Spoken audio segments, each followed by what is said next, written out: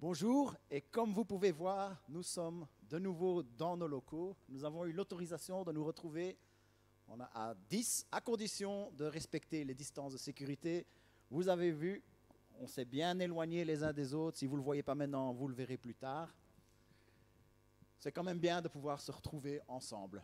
Je ne vais pas vous dire bienvenue parce que quelque part, c'est nous qui nous invitons chez vous pour un moment de communion, un moment de prière, un moment de lecture de la parole, un moment d'enseignement de la parole, et là, maintenant, tout de suite, un moment de louange.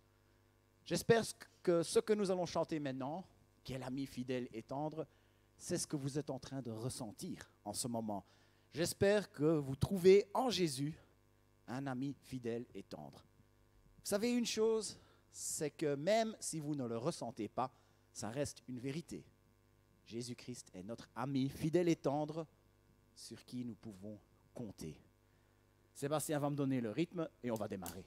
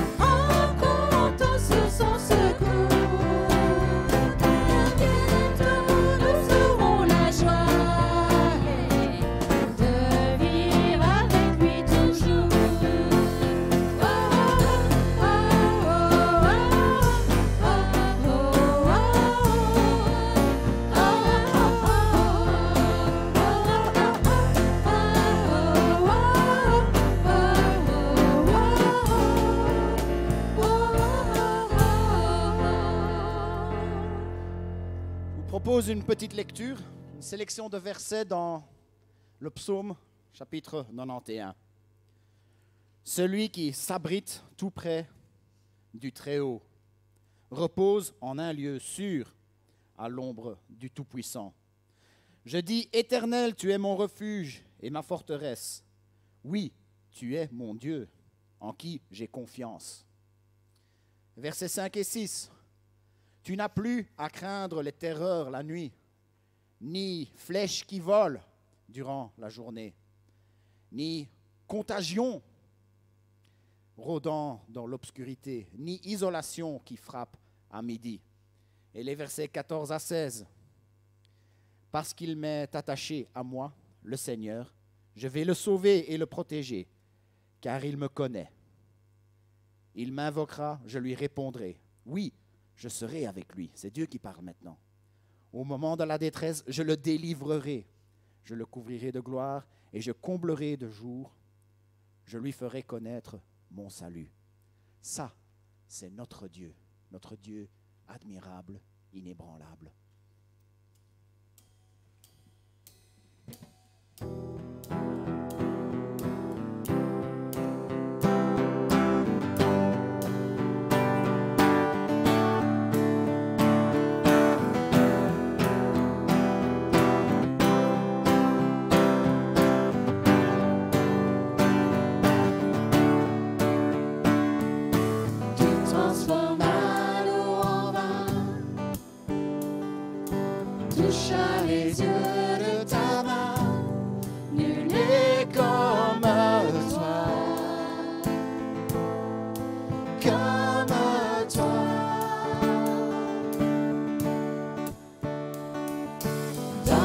Ténèbres, tu brilles, tu nous redonnes la vie, nul n'est comme toi, comme toi. Dieu admirable, inébranlable, ton nom surpasse toute puissance.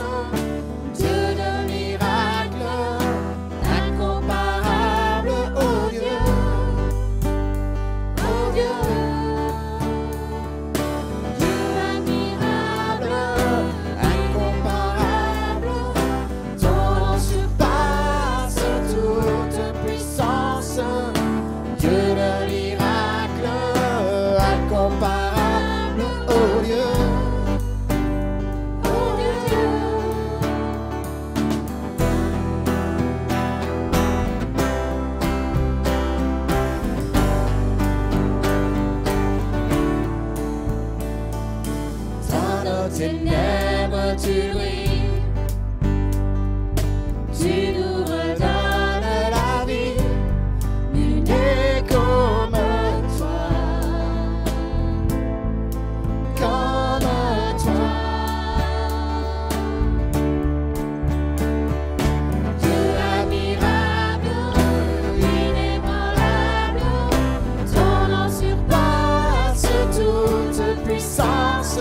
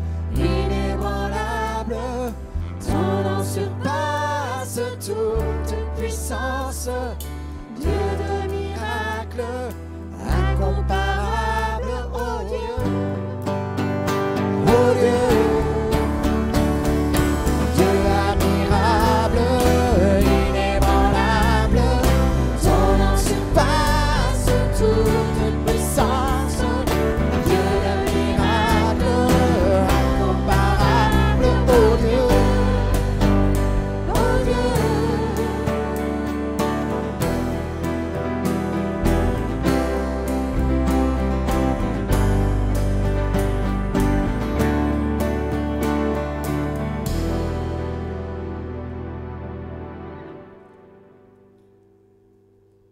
Il y a une étude assez intéressante qui a été faite à l'université de Copenhague récemment. Ils ont regardé les recherches Google et ils se sont rendus compte que dans ces derniers mois, les recherches en rapport avec la prière ont augmenté. D'ailleurs, ils ont même pu établir que plus il y a de cas Covid-19 qui se confirment dans un pays, plus il y a de recherches Google par rapport à la prière.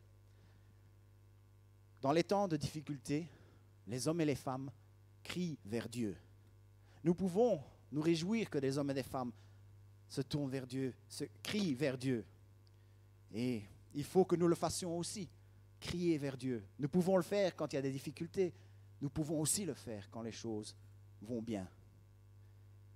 Et puis, il n'y a rien de tel que le présent, comme on dit. Je pense que c'est le moment de crier vers Dieu. Et nous allons le faire par le chant.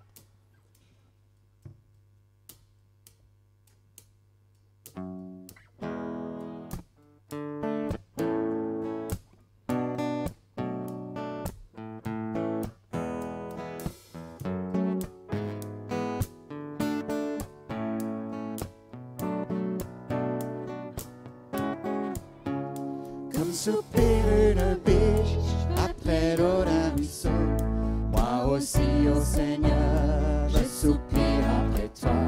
J'ai soif de toi, mon Dieu, d'être là devant toi, de venir dans ton temple, me présenter à toi, pour qu'enfin me reviennent les souvenirs d'antan, où heureux je courais vers ta maison.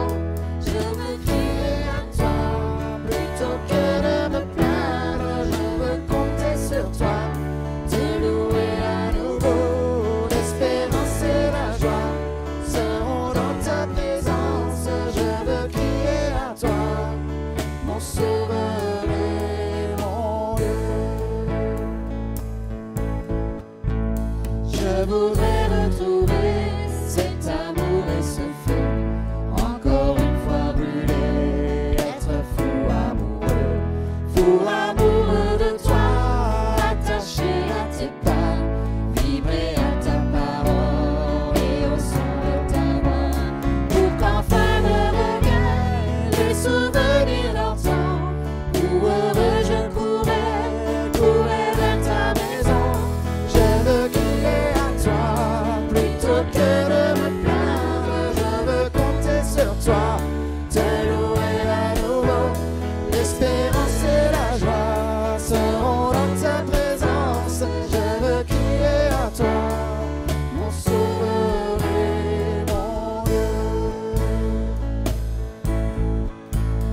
Montre-moi, ô Seigneur, chaque jour ta bonté, ta grandeur et ta grâce, et moi je chanterai celui qui de ma vie est maître, celui qui m'a choisi et qui me fait renaître, pour qu'enfin me reviennent les souvenirs d'antan, où heureux je courais vers ta maison.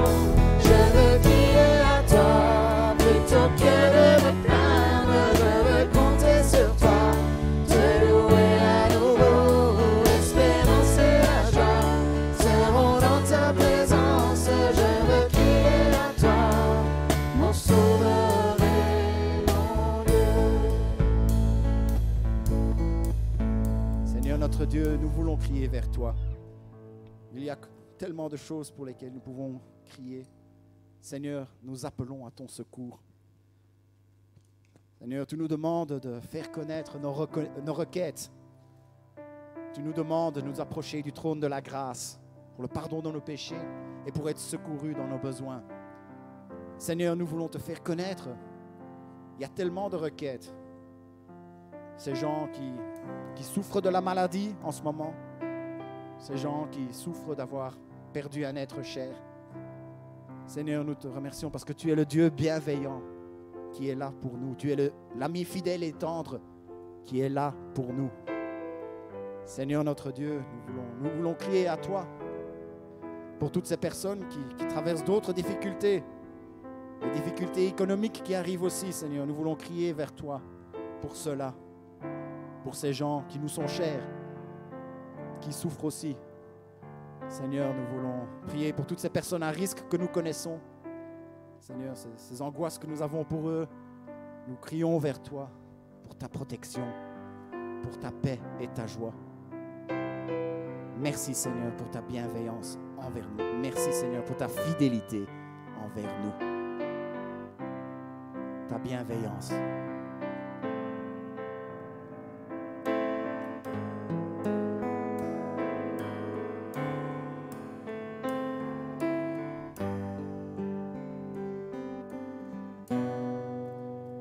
J'écouterai ce que dit Dieu, car il est droit pour qui écoute. Sa paix divine est sur tous ceux qui vont à lui quand vient le doute.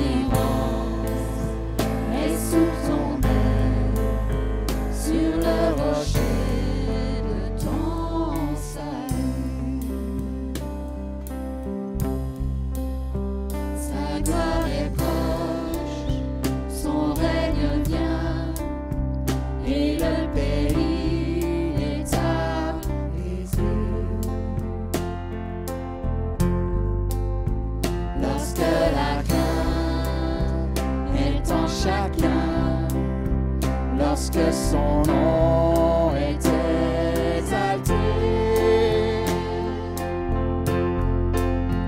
marchons en paix, suivant son pas, en justice et en vérité. Recevons tout ce qu'il voudra, ce que sa main veut nous donner.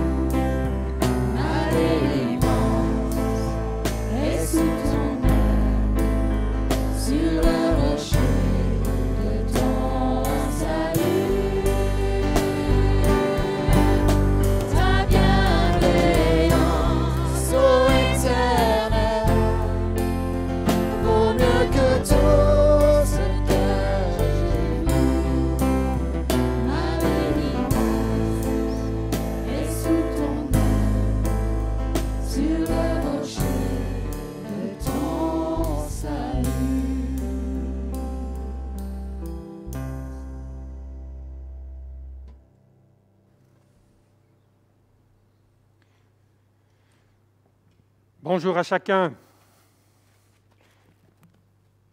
Et oui, on peut bouger le masque parce que les virus ne vont pas passer par les ondes. Mais il est bon de maintenir toutes ces précautions que nos gouvernants nous encouragent à tenir, que ce soit la distanciation, vous avez vu que nous la pratiquons, aussi les masques pour empêcher d'infecter d'autres personnes.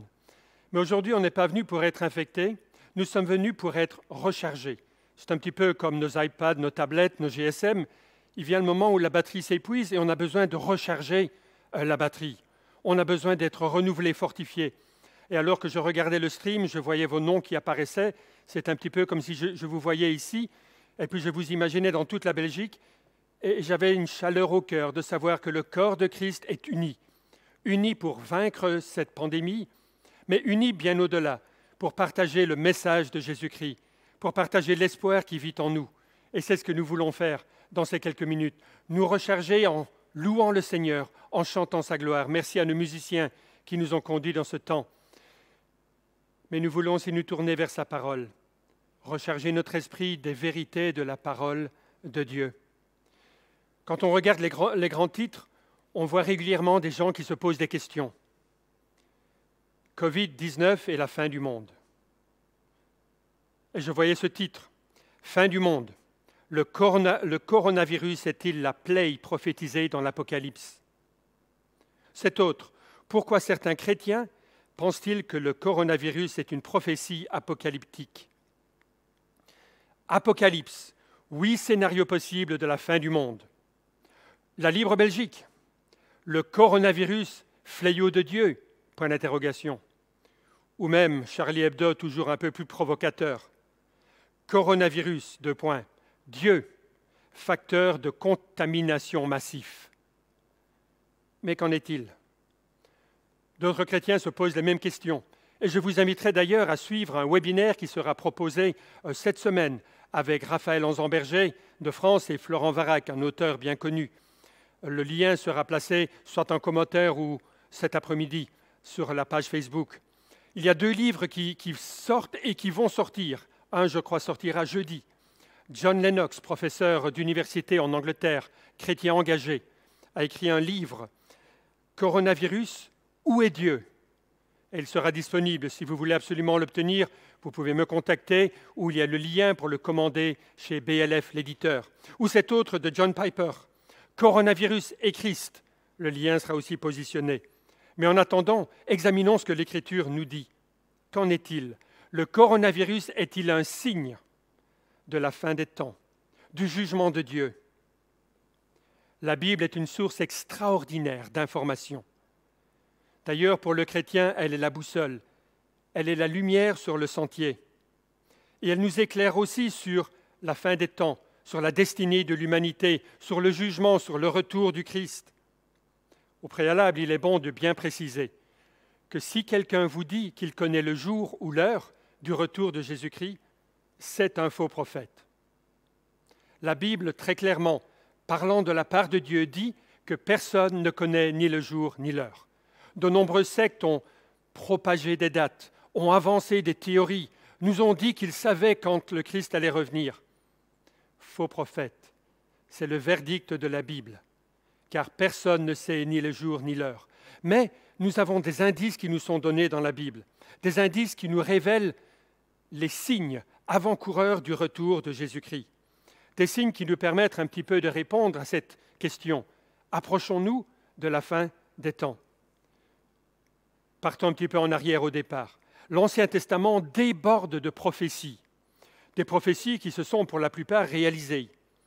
Il y a un très grand nombre de prophéties dans l'Ancien Testament concernant la destinée des nations, de multiples prophéties concernant les royaumes qui entouraient Israël, concernant le peuple d'Israël. Jim Wallace, un auteur prolifique, affirme qu'il y a d'innombrables prophéties dans l'Ancien Testament et dans le Nouveau. Permettez-moi, en raison du peu de temps que nous avons, de simplement en souligner 3. J'avais au départ fait une liste de 7, 8, et il y en a des centaines. Puis je suis arrivé à 4, maintenant je suis à 3, peut-être que ce sera 2 dans un instant. Israël sous la domination de Babylone pendant 70 ans. Voyez ce que Jérémie le prophète disait dans son livre au chapitre 25, versets 11 et 12. « Tout ce pays deviendra une ruine, un désert, et ces nations seront asservies au roi de Babylone pendant 70 ans. Mais lorsque ces 70 ans seront accomplis, je châtierai le roi de Babylone et cette nation, dit l'Éternel. À cause de leurs iniquités, je punirai le pays des Chaldéens et j'en ferai des ruines éternelles. Jérémie annonce 50 ans à l'avance que Babylone va dominer sur Israël et que son peuple sera soumis au roi de Babylone pendant 70 ans. Le temple va être détruit en 586 avant Jésus-Christ par les Babyloniens. Et notez qu'il sera reconstruit en 516 avant Jésus-Christ. Combien est-ce que ça fait d'années? Juste 70 ans. Le prophète Jérémie avait annoncé 50 ans à l'avance ce qui allait se passer. Et cela s'est parfaitement réalisé. On peut regarder par exemple à la ville de Ninive, la grande ville capitale de l'Assyrie. Le prophète avait annoncé 2 ans à l'avance que Ninive allait tomber. Nous trouvons ça dans le prophète Nahum, chapitre 1er, verset 10, chapitre 3, verset 11. Il annonce en 614 que Ninive va tomber. Et il précise en particulier que l'ébriété, l'alcool, le vin vont avoir une part importante dans la chute de Ninive. Si on regarde dans l'histoire, Diodorus Siculus, historien, nous raconte que le roi avait dans sa largesse donné énormément de vin à ses soldats à Ninive. Et ils avaient bu beaucoup plus que ce qu'ils n'auraient dû. Quelques déserteurs s'étaient enfouis de la ville assiégée et ils ont dit à l'assaillant que beaucoup des soldats étaient ivres. L'assaillant a décidé illico d'envahir la ville et elle fut prise sans trop de problèmes à cause de l'alcool qui avait réduit les soldats à l'impuissance. Le prophète l'avait annoncé à l'avance. Prenons la ville de Tyr. Le prophète avait annoncé, Ézéchiel, il écrivait entre 587 et 586 avant Jésus-Christ, chapitre 26, verset 12. Et il affirme ceci, « On enlèvera tes richesses, on pillera tes marchandises, on abattra tes murs, on renversera tes maisons de plaisance, et l'on jettera au milieu des eaux tes pierres, ton bois et ta poussière. » Cette prophétie va être réalisée en 333-332 avant Jésus-Christ. Alexandre le Grand, dans sa conquête fulgurante du monde, est arrivé devant Tyr. Et il y avait cette citadelle qu'il a prise sans trop de problèmes, la ville qui était sur le continent. Mais il restait une deuxième citadelle qui était sur une île. Et elle résistait. Il y avait ce bras d'eau qui protégeait. Alors Alexandre n'a fait ni une ni deux. Il a détruit la vieille ville, il a emmené tous les débris, il les a poussés dans la mer pour créer un passage lui permettant d'arriver jusqu'à la citadelle sur l'île. Exactement ce qui avait été prédit 300 ans auparavant. Le sol serait raclé et tout serait poussé à la mer. Il y a tellement de prophéties dans la Bible qu'il est difficile de les compter toutes si on ne prend que les prophéties concernant Jésus-Christ. Barton Payne, dans son encyclopédie de la prophétie biblique, nous dit qu'il y a, et il propose une liste, 191 prophéties spécifiques concernant Jésus-Christ. Alfred Edersheim, un spécialiste de la culture juive, nous dit qu'il a compté 456 passages, parfois faisant référence à la même prophétie, au même événement. 456 passages qui se sont parfaitement réalisés dans la personne de Jésus-Christ. Ce n'est pas des prophéties alambiquées, ambiguës, bizarres. Non. Les prophéties nous disent dans quelle ville Jésus va naître. Vont nous dire que le ministère de Jésus va être préfacé par un prophète qui viendra. Nous disent que Jésus-Christ va être rejeté par ses frères et par les gens de sa région, qu'il sera rejeté par les puissants, qu'il rentrera à Jérusalem en triomphe sur le petit d'une ânesse, qu'un de ses proches va le trahir, qu'il mourra les pieds et les mains percés, que ses ennemis se partageront en tirant au sort sa tunique, qu'il sera enterré dans la tombe d'un homme riche. Des centaines d'années auparavant, des centaines d'années à l'avance, la date même de sa venue avait été prédite.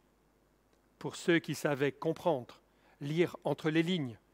C'est peut-être pour ça que Siméon et Anne attendaient dans le temple la venue de Jésus-Christ, année après année, ayant compris par les textes quand Jésus-Christ allait venir. Écoutez ce que le prophète Daniel avait écrit. « Sachez-le donc, et comprenez, depuis le moment où la parole a annoncé que Jérusalem serait rebâtie jusqu'à loin, au conducteur, il y a 7 semaines, dans 62 semaines, les places et les fossés seront établis, mais en des temps fâcheux. Après les 62 semaines, un oint sera retranché, et il n'aura pas de successeur, le peuple d'un chef qui viendra détruire la ville et le sanctuaire. Daniel chapitre 9. Ainsi, Daniel prévoit qu'il y aura 69 semaines, des semaines d'années, entre l'ordre de reconstruire et la venue de Jésus et du Messie. On pourrait repartir de 444 avant Jésus-Christ, quand Artaxerxès, le roi, a donné ordre de reconstruire Jérusalem. Il faut prendre en compte le fait qu'une année prophétique juive a 360 jours, pas 365. Mais quand on fait tout le calcul, on en arrive précisément au moment, à l'année où Jésus-Christ est entré à Jérusalem en triomphe sur le petit d'une ânesse. Pouvons-nous faire confiance à la Bible? Pouvons-nous faire confiance à la Bible? Et j'ai l'impression de vous entendre, je vois les likes qui montent. Oui, nous pouvons faire confiance à la Bible. C'est un livre extraordinaire, parole de Dieu certainement. Et la Bible, la parole de Dieu, nous parle de la deuxième venue de Jésus-Christ, nous parle de la fin des temps, de tous ces événements qui arriveront avant. Et donc, quand nous consultons, quand nous examinons, quand nous lisons les textes, nous voyons que Dieu nous a donné les indicateurs, nous permettant non pas de définir le jour ou l'année, mais nous permettant de savoir le temps, la saison. Il y avait une série de choses qui devaient se passer avant que le retour de Jésus-Christ soit possible. Voyons quelques-uns de ces signes, des signes sine qua non qui devaient arriver avant le retour de Jésus-Christ. La Bible nous dit qu'il fallait que les Juifs retrouvent un pays, une identité nationale. Cela s'est fait. En 1948, je me souviens encore de l'excitation de mes parents quand c'est arrivé. Ce jour où Ben Gurion s'est levé, David Ben Gurion, et il a annoncé la renaissance de l'État d'Israël. Il fallait aussi certaines avancées technologiques, comme par exemple la mondiovision. La Bible nous dit que chacun pourra voir ces événements en direct. Aujourd'hui, vous pouvez nous voir en direct alors que vous êtes à des kilomètres, parfois à des centaines de kilomètres. Ces avancées technologiques permettent la réalisation de certaines des prophéties de la Bible. Il fallait que l'évangile de Jésus-Christ soit annoncé jusqu'aux extrémités de la terre. Même s'il demeure des coins difficiles, même s'il y a des endroits où l'évangile est repoussé avec force persécution, nous pouvons dire aujourd'hui que d'un hémisphère à l'autre, l'évangile de Jésus-Christ est annoncé. Il nous est aussi dit que des persécutions importantes, puissantes, surviendront dans les temps de la fin. Et nous devons malheureusement reconnaître que les persécutions sont plus intenses en ces temps-ci que durant le reste des temps modernes. La mission Porte ouverte nous informe que la persécution est forte et plus répandue aujourd'hui qu'elle ne l'a été dans tous les siècles précédents. La mission Porte ouverte nous informe que 11 chrétiens deviennent martyrs pour Jésus-Christ chaque jour en moyenne. 11 chrétiens chaque jour. D'après d'ailleurs un reportage de la BBC, on pourrait multiplier ce chiffre par 3. Ce n'est pas une mission qui est un petit peu fanatique qui le dit, c'est la BBC, tout simplement. La Bible nous parle d'un temps de persécution exacerbée qui viendra à la fin des temps, que vivront ceux qui refuseront le leader mondial, maléfique, qui s'élèvera pour conduire l'humanité vers une destinée funeste. Et il nous est parlé de temps de tribulation. En ce temps, un contrôle total sera exercé sur la population. Nous nous rendons compte de plus en plus que ce dont parlait la Bible il y a 2000 ans devient possible et quasiment réalité. Jean écrivait dans le livre de l'Apocalypse au chapitre 13 « Et elle fit que tous, petits et grands, riches et pauvres, libres et esclaves, reçussent une marque sur leur main droite ou sur leur front, et que personne ne put acheter ni vendre sans avoir la marque, le nom de la bête ou le nombre de son nom. » J'ai été frappé il y a 2-3 jours. Je regardais les nouvelles et puis j'ai vu que pour quitter une ville, pour entrer dans une autre ville, pour prendre l'avion, il fallait passer le QR. Il fallait montrer un signe sur le poignet. technologiquement, il est possible d'avoir un contrôle total sur la population. Ce que la Bible annonçait et qui paraissait irréaliste est aujourd'hui une possibilité concrète qui est là. Nous devons d'ailleurs veiller à nos libertés constitutionnelles afin qu'elles ne soient pas érodées sous couvert d'urgence ou de nécessité primordiale. Mais regardons maintenant certains des signes qui sont à venir. Les principaux passages qui traitent de temps de la fin, nous les trouvons dans Matthieu chapitre 24, nous les trouvons dans Marc au chapitre 13, dans Luc au chapitre 21 et dans l'Apocalypse, ce livre complet qui nous est donné et qui parle des temps de la fin. Ce livre donné à l'Église pour fortifier l'Église en prévision des persécutions. Ce livre qui nous a été donné pour annoncer les choses. Et permettez-moi de m'attarder avec vous sur le chapitre 6, à partir du verset 2. Ce livre nous parle des 7 sceaux. Ce chapitre en particulier nous décline les sceaux. Je regardais quand l'agneau ouvrit un des 7 sceaux, et j'entendis l'un des 4 êtres vivants qui disait comme d'une voix de tonnerre, « Viens !» Je regardai, et voici parut un cheval blanc. Celui qui le montait avait un arc, une couronne lui fut donnée, et il partit en vainqueur et pour vaincre. Quand il ouvrit le second sceau, j'entendis le second être vivant qui disait, « Viens !» Et il sortit un autre cheval, roux. Celui qui le montait reçut le pouvoir d'enlever la paix de la terre, afin que les hommes s'égorgeassent les uns les autres, et une grande épée lui fut donnée. Verset 5. Quand il ouvrit le 3e sceau, j'entendis le 3e être vivant qui disait, « Viens !» Je regardai, et voici parut un cheval noir. Celui qui le montait tenait une balance dans sa main. Et j'entendis au milieu des 4 êtres vivants une voix qui disait, « Une mesure de blé pour un denier, 3 mesures d'orge pour un denier, mais ne fais point de mal à l'huile et au vin. » Quand il ouvrit le 4e sceau, j'entendis la voix du 4e être vivant qui disait, « Viens !» Je regardai, et voici parut un cheval d'une couleur pâle. Celui qui le montait se nommait la mort, et le séjour des morts l'accompagnait. Le pouvoir leur fut donné sur le quart de la terre pour faire périr les hommes par l'épée, par la famine, par la mortalité et par les bêtes sauvages. Dans la vision, l'auteur, Jean, voit 4 cavaliers, chacun monté sur un cheval d'une couleur distincte. Ils s'élancent pour répandre terreur, destruction et mort, comme annoncé par Jésus-Christ. Même chose que nous voyons dans les passages dans les évangiles, de grandes calamités annonciatrices de l'imminence du retour du Christ. Elles sont ici représentées par 4 cavaliers. Le cheval blanc, monté par un chevalier tenant un arc, et la couronne du vainqueur, la couronne qu'un vainqueur peut obtenir sur le champ de bataille, dans la compétition. Conquête, convoitise, ambition démesurée, tromperie. Nous avons un cheval roux, monté par un cavalier tenant une épée et semant la mort et la destruction, la dissension, fomentant guerre et guerre civile. Le cheval noir monté par un cavalier tenant une balance, famine et calamité. Il est souvent vu comme récoltant sa funeste moisson par les famines et les sécheresses. Et on a vu ce que la faim ou ce que le manque peut amener comme dissension, ne fût-ce que dans notre pays, quand le papier ou essai était un peu manquant. On a vu des gens se battre, voler dans les hôpitaux, ces denrées absolument nécessaires pour soigner la population. Imaginez si l'ensemble des rayons des magasins étaient vides. Comment réagirait la population? Qu'est-ce que la faim n'amènerait pas les uns et les autres à faire? Et ce 4e cheval, le cheval pâle, monté par un cavalier nommé la mort. Il était accompagné par le séjour des morts. Cela est souvent compris comme étant des pandémies, des maladies, la peste, les épidémies, toutes ces choses. Et il leur fut donné de faire périr les hommes par l'épée, la famine, les catastrophes et les bêtes sauvages. Certains nous diront que nous avons connu des guerres tout au long de l'histoire de l'humanité.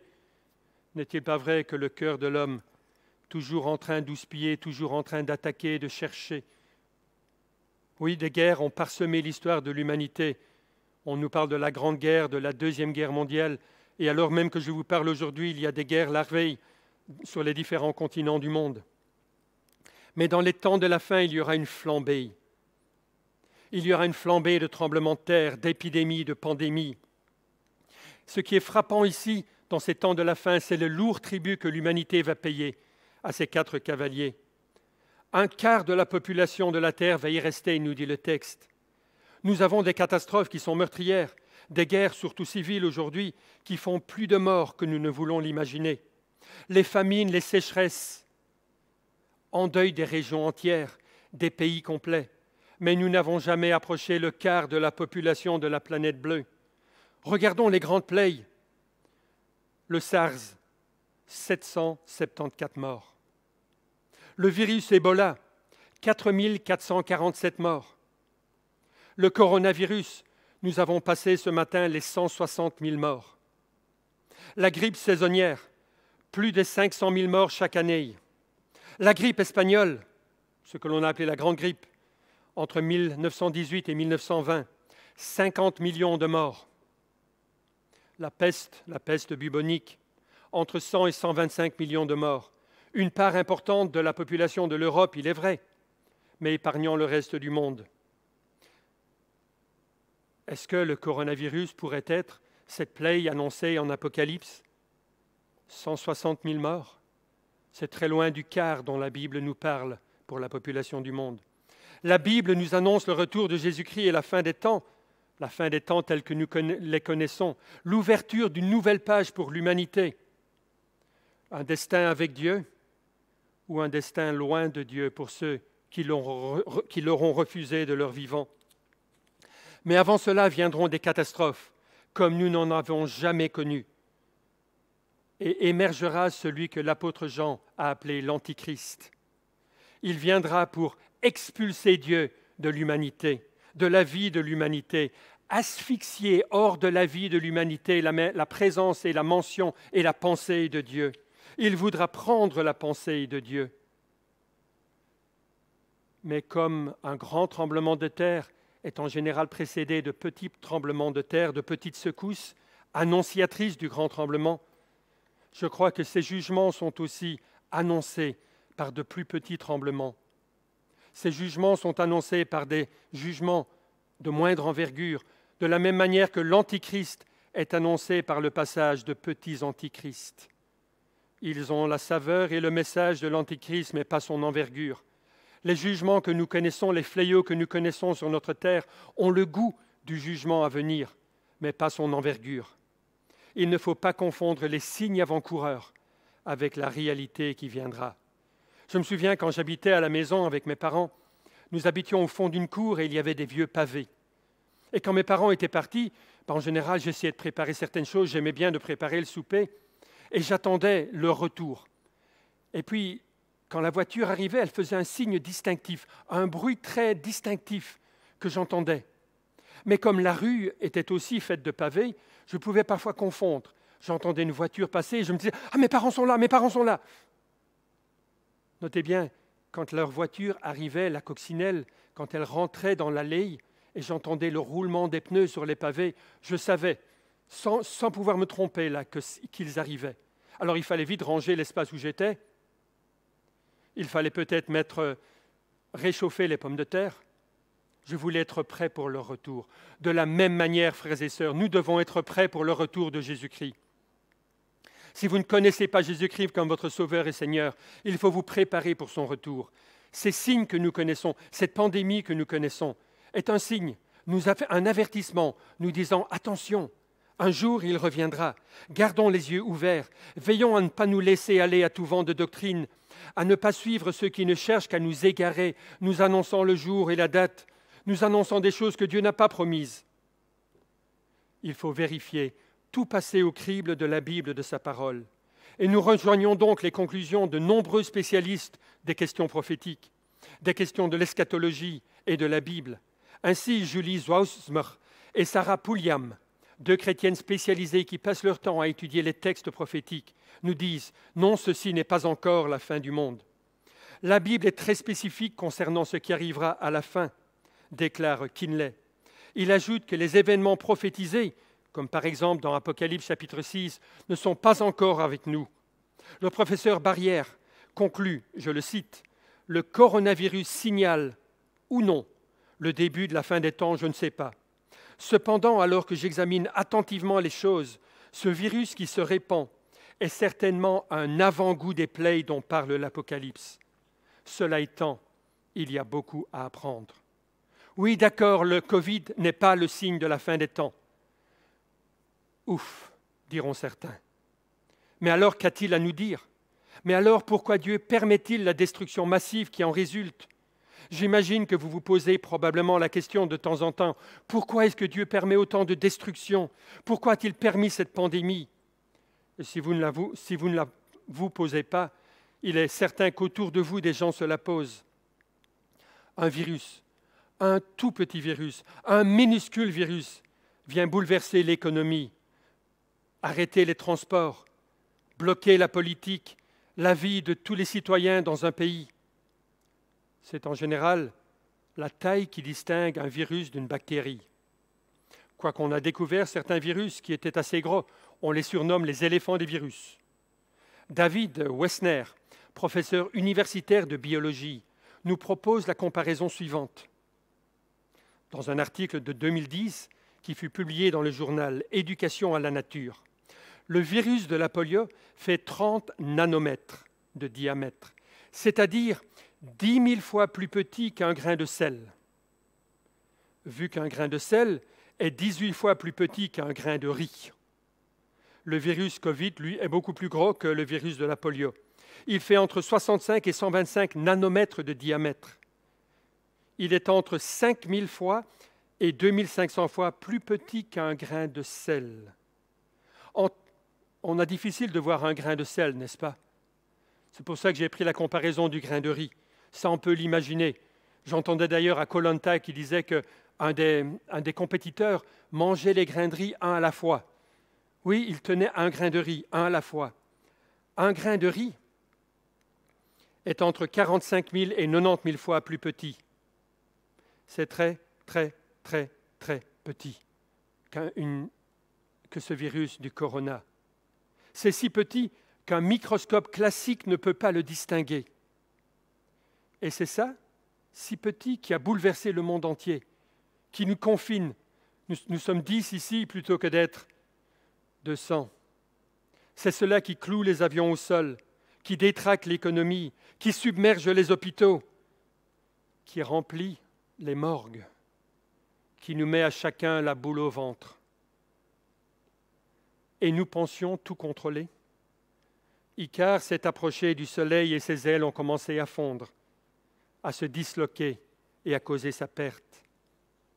Il a chuté. Nous pensions orgueilleusement contrôler toute notre vie.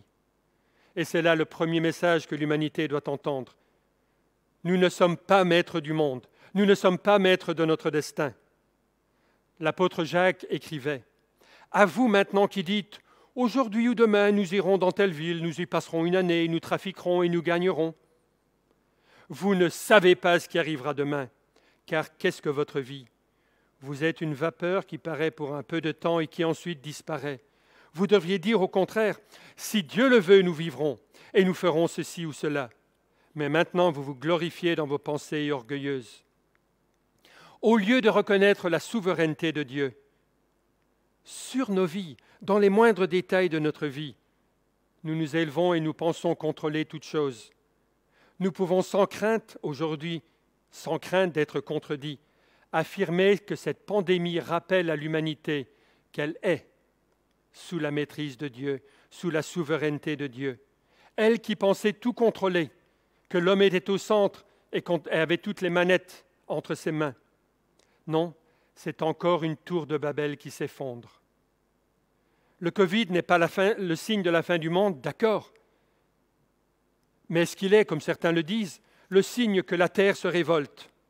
Lors d'interviews à la TV, j'ai entendu plusieurs de ceux que l'on interviewait dire « La terre est en colère, la terre est fâchée ». Qu'en est-il? D'autres disaient « C'est la terre qui nous punit à cause de notre orgueil, de notre convoitise ». Attention à ce genre d'argument.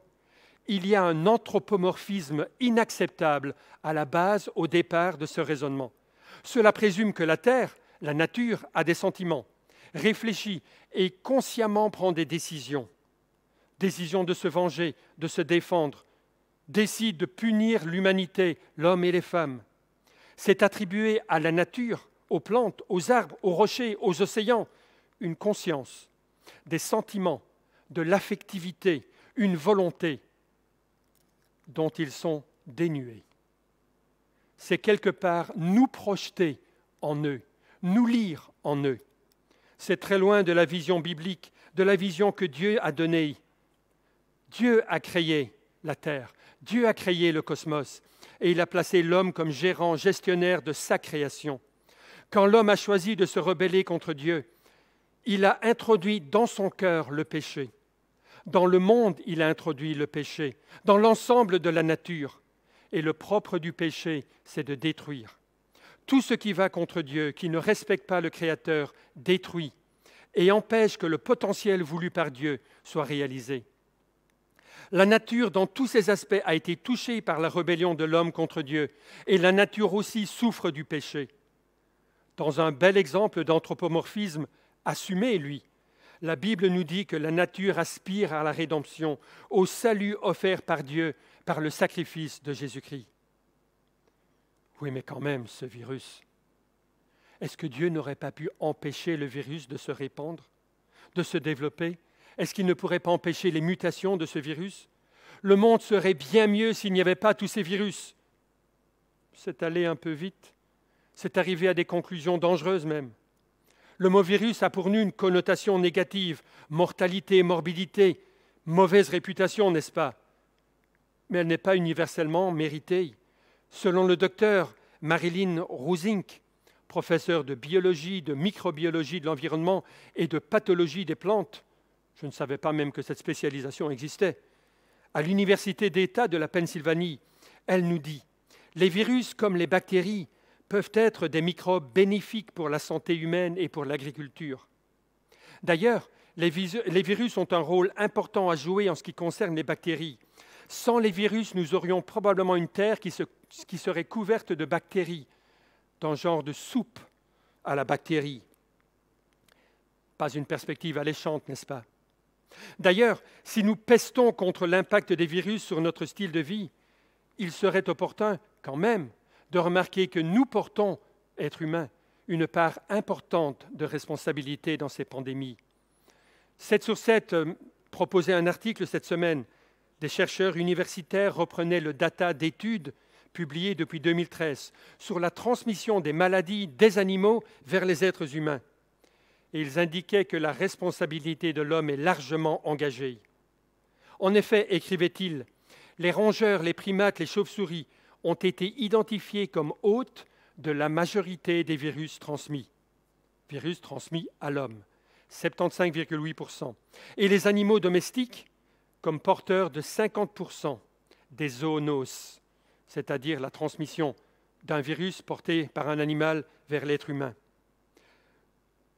L'article disait « Nous modifions les territoires par la déforestation, la conversion de terres pour l'agriculture, l'élevage, la construction. Ceci augmente la fréquence et l'intensité des contacts entre l'humain et la faune sauvage, spécialement les espèces en voie de disparition, et cela crée les conditions idéales pour les transferts viraux. L'exploitation de la faune sauvage, la destruction de l'habitat naturel sous-tendent les transferts de maladies et nous sommes confrontés aujourd'hui au risque de maladies infectieuses émergentes, déclarait à l'AFP Christine Johnson, directrice de l'étude. En 2016, l'Agence des Nations Unies pour l'environnement avait souligné que 60% des maladies infectieuses chez l'homme étaient d'origine animale et 75% des maladies émergentes. À qui la faute? À force de jouer aux apprentis sorciers, à force d'exploiter la terre, la faune, la flore, à force de ne considérer que nos propres intérêts à court terme, à force de vivre égoïstement dans un monde que nous partageons. L'équilibre soigneusement, méticuleusement établi par Dieu, que nous aurions dû protéger et maintenir est détruit, et nous en payons les conséquences. Est-ce la faute à Dieu? Est-ce lui qui est dans le box des accusés? Est-ce là un jugement de Dieu? Oh, c'est en tout cas un jugement indirect. La loi des conséquences. L'homme a choisi d'être son propre Dieu. Il a infecté son cœur par le péché. Il a transmis le péché à sa descendance et l'a répandu dans toute la création. Tout est touché, infecté par le péché. L'homme a choisi de traiter tous les aspects de sa vie comme s'il était Dieu et que tout existe pour lui. L'humanisme philosophique a décrété que l'homme est au centre de tout. Et Dieu, par un minuscule virus, pète le ballon de l'hubris humain, de la folie orgueilleuse de l'humanité. L'homme est quelque part remis à sa place. Hulk Hogan, et voilà certainement un beau spécimen de l'humanité. Hulk Hogan déclare qu'avec le coronavirus, et je le cite, « Dieu a enlevé tout ce que nous adorons ». Hulk Hogan est un croyant, un chrétien engagé. Et il compare la pandémie du coronavirus au deep play de l'Égypte. Le célèbre catcheur a publié sur les réseaux sociaux son point de vue au sujet de la pandémie. Selon lui, Dieu utilise cette pandémie pour que les gens se détachent de leurs idoles, pour que les gens reviennent à Dieu. Frères et sœurs, est-ce que tu es prêt? Oui, nous ne pensons pas que c'est maintenant, mais c'est proche. Les signes avant-coureurs sont là. Il n'y a plus d'autres signes qui doivent absolument se passer pour que le calendrier de Dieu soit ouvert à son retour. Frères et sœurs, est-ce que nous sommes prêts? Est-ce que nous avons rangé notre vie? Est-ce que nous sommes prêts à l'accueillir? Et toi peut-être qui ne connais pas Jésus-Christ, est-ce que tu es prêt pour qu'il revienne? Est-ce que tu as fait la paix avec lui? Est-ce que tu as chassé ce virus du péché de ton cœur? Il est temps de revenir à Dieu, de reconnaître que nous avons fait fausse route. Cela commence par mon cœur. Je dois démissionner comme Dieu de ma vie et reconnaître qu'un seul est digne d'être Dieu. Je dois reconnaître que j'ai péché, lui demander pardon d'avoir choisi la voie de la rébellion. Je dois retrouver ma place dans la création de Dieu et ainsi retrouver mes repères. Je suis création de Dieu et je dois vivre à sa lumière. J'ai été créé pour servir et honorer Dieu en tant qu'homme, en tant que femme, époux, épouse, enfant, parent, employé, ouvrier, patron, enseignant, infirmier, gestionnaire de cette terre. Mais cela commence en revenant à Dieu, en reconnaissant mon état et mes fautes, en recevant la vie nouvelle par Jésus-Christ, en étant adopté par Dieu, en recevant le pardon de mes péchés et en accueillant sa vie nouvelle et le Saint-Esprit qui vient habiter dans le chrétien. L'apôtre Jean disait, « Mais à tous ceux qui ont reçu Jésus, à ceux qui croient en son nom, il a donné le pouvoir de devenir enfants de Dieu. » Est-ce que tu crois en Jésus? Est-ce que tu l'as reçu dans ton cœur? Est-ce que tu es devenu enfant de Dieu? Si tu n'as jamais fait cela, fais-le aujourd'hui, donne-toi à lui. Si tu dois revenir vers lui, alors reviens à lui. Le coronavirus est certainement un avertissement. Aldous Huxley, le célèbre auteur-philosophe, commentait, et il disait que les êtres humains en majorité agissent comme si la mort n'était rien qu'une rumeur sans fondement. Aujourd'hui, nous savons que nous devons quitter nos pensées orgueilleuses et nous préparer. Le cri du prophète, et je termine par cela, le cri du prophète Amos résonne encore aujourd'hui. Prépare-toi à rencontrer ton Dieu. Frères et sœurs, amis, préparons-nous à rencontrer Dieu. Nous ne savons le jour ou l'heure, mais nous savons que le temps approche. Préparons-nous à rencontrer Dieu. Un peu de musique pour poursuivre et continuer à réfléchir.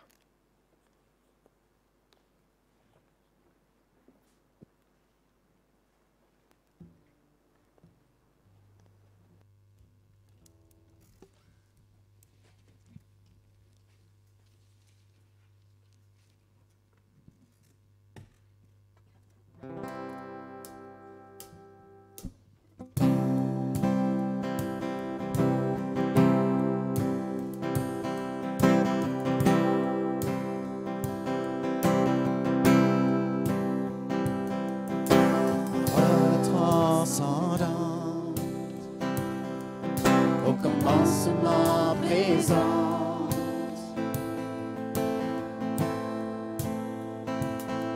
divine parole, tu es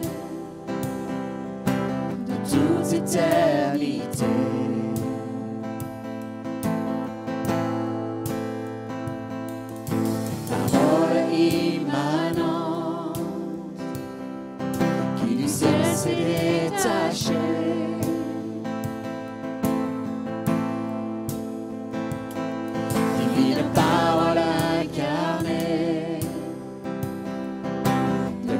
grâce et vérité.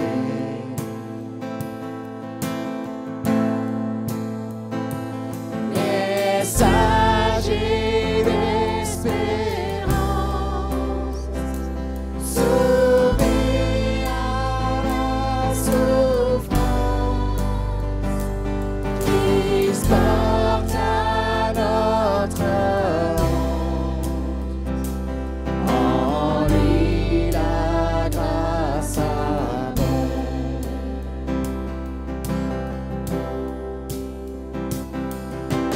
Parole de lumière qui fut envoyée du Père, divine parole clouée, pour nous tu t'es humilié.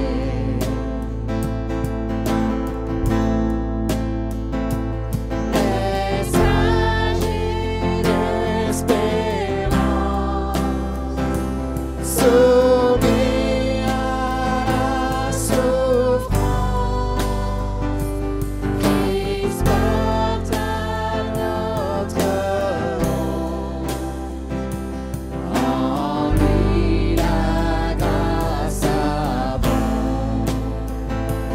Messager d'espérance, sauvé à la souffrance, Christ porte à notre honte. En lui la grâce abonde.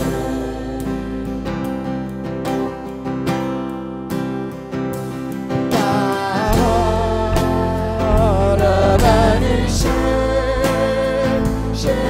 nos cœurs, chère à nos cœurs. Parole, tu t'es offert à nos pécheurs, pour nos pécheurs. Parole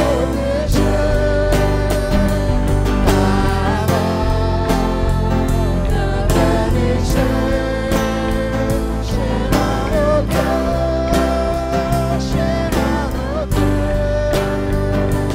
Parole, tu t'es offert pour nos pécheurs,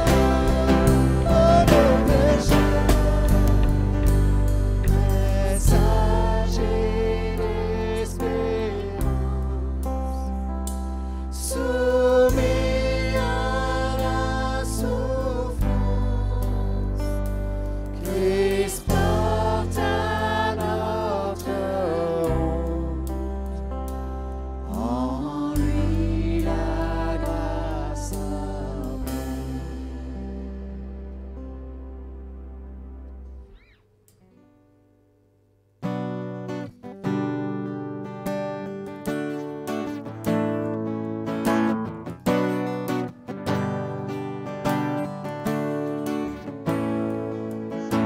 Je viens vers toi dans le secret, en ta présence, je veux rester. Tu seras toujours là.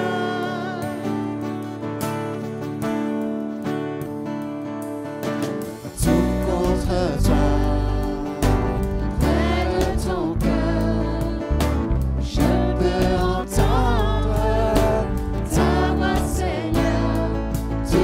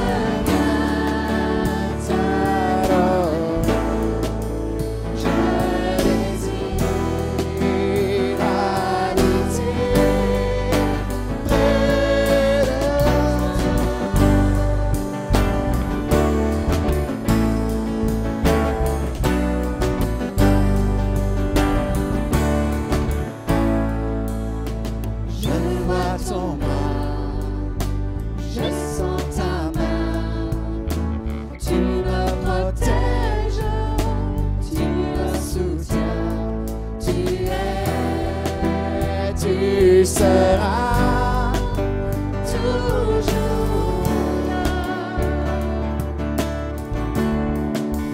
Ébloui devant toi, éternel.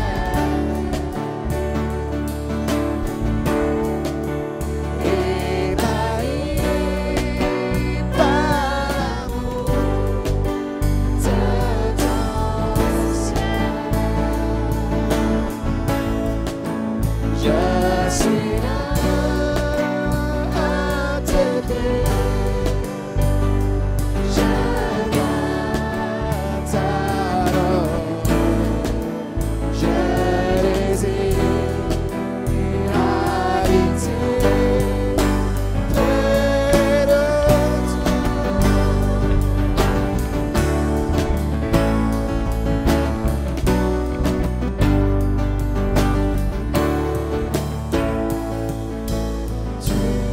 Tu es ma lumière, en toi j'ai un père, reçois ma prière.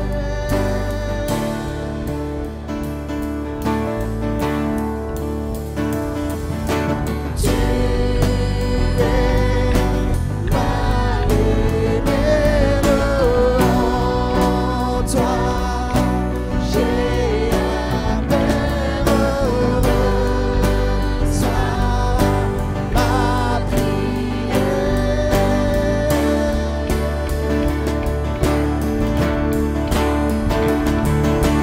Tu es ma lumière, en toi j'ai un père, reçois ma prière.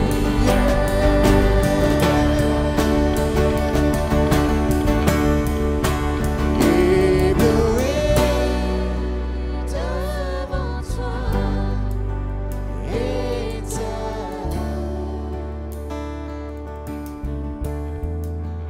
Ébahi par l'amour de ton ciel. Je suis là à tes pieds. Je viens t'adorer. Je désire habiter près de toi.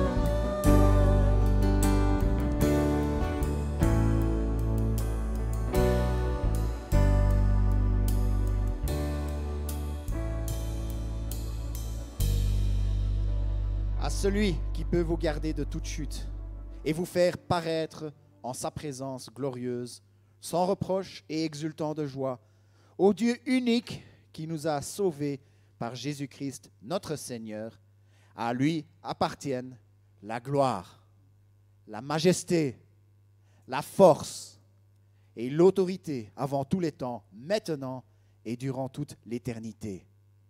Amen.